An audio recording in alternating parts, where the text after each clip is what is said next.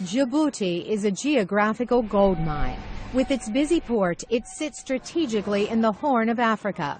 It's across the Gulf of Aden from Yemen and bordered by Ethiopia, Eritrea, and Somalia, making it a prime counterterrorism partner for the United States. Djibouti is home to 3,000 U.S. civilian and military personnel at Camp Lemonnier, the only permanent U.S. military base in Africa located next to the Djibouti International Airport.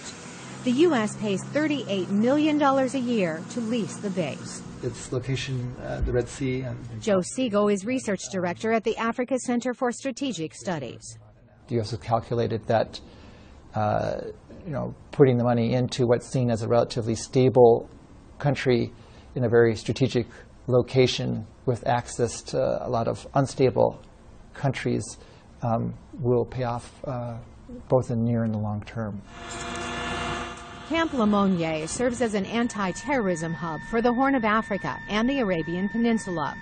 Up until recently, it was used to launch U.S. drone strikes against suspected al-Qaeda fighters. And when I respond, then you tell me, that's correct. Ben Fred Mensa teaches international relations and government at Howard University.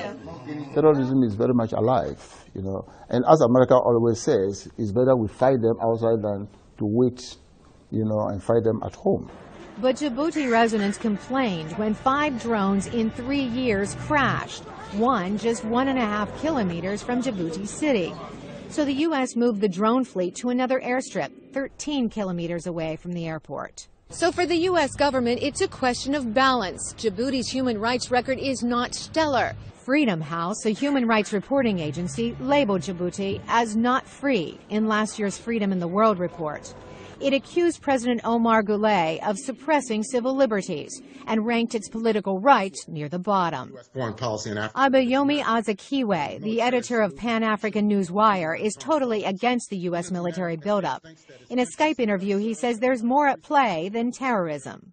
Due to the fact that more and more oil is being imported from Africa into the United States, as well as other strategic minerals, that, in our opinion, is guiding this increased military presence. Fred Mensa's opposition stems from his African roots. I'll begin to question as to whether we still enjoy our sovereignty, or whether we are losing our sovereignty because we are relatively weak. The Pentagon plans to spend more than $1 billion over the next 25 years to expand and renovate Camp Lemonnier, reaffirming its presence in Africa. Carolyn Presutti, VOA News, Washington.